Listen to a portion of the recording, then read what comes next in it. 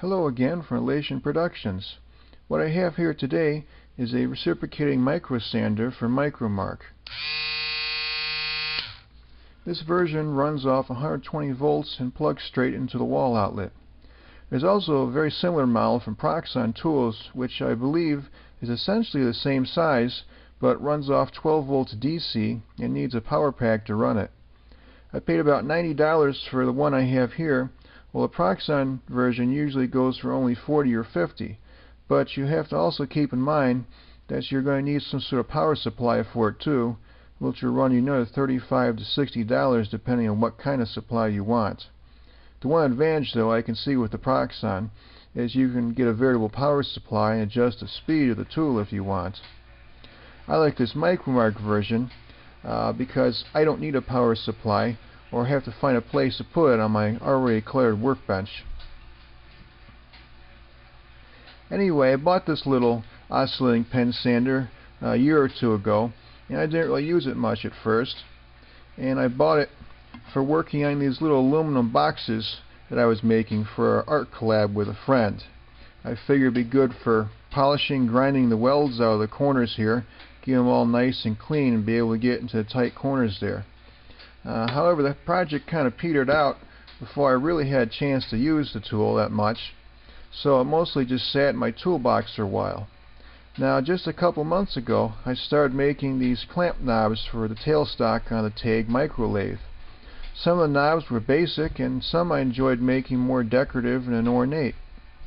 While finishing these knobs and a few other small parts I machined, I soon discovered this little sander worked terrific for deburring sharp edges on inside corners. Because of the flat pads on it, it reaches into the corners better than round bits on a rotary tool. If I deburr an edge or put a chamfer on something, it also seems easier to keep that edge flat looking because, again, you're using flat sanding pads instead of round sanding drums or the like. Now, as far as pads go, you get 4 different shapes, which I have here, attached to 8 different ends that fit into the unit. Now, I'm missing one of the ends here, which would be an angled circle, but as you can see, you have a square and a different oval shape and a circle and a triangle and a little peg kind of shape. And all you need to do to change them out is turn the collar 90 degrees, pull it straight out like so, and just stick a new one in and rotate it back 90 degrees, and it stays in place just like so. I also like how it's easier to control than a rotary tool because of the oscillating motion opposed to a rotational motion.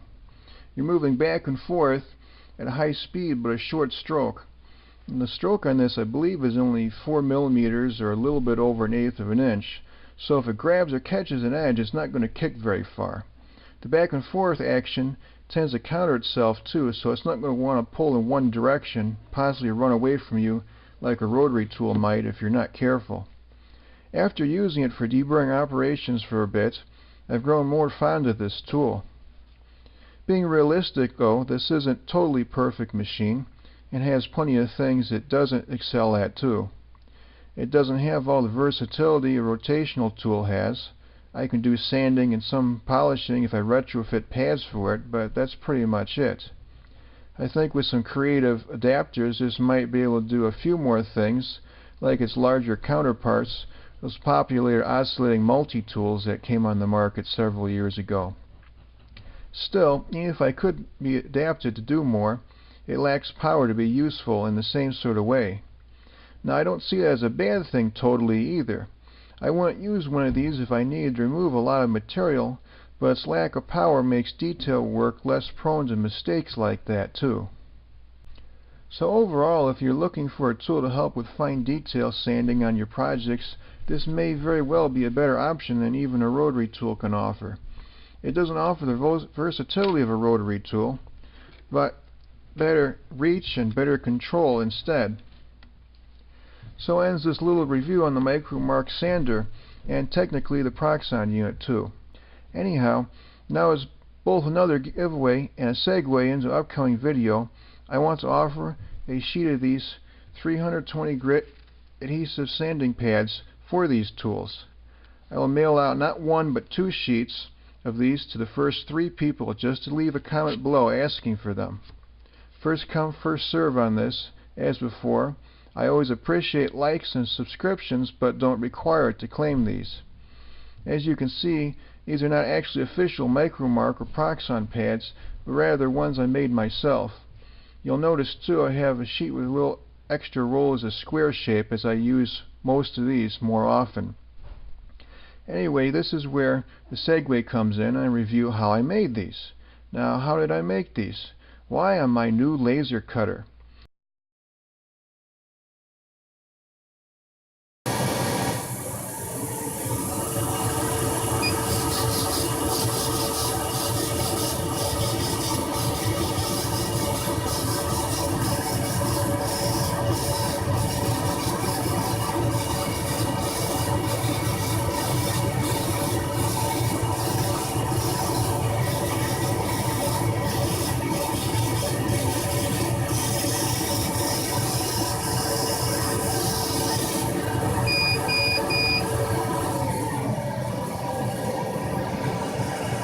I start out with an 8-inch adhesive disc like this, and I cut these out on my laser cutter from a big sheet to a little sheet for the micro sander. As always, thanks for watching. Please like and subscribe if you're so inclined to do so, and I hope to see you next time.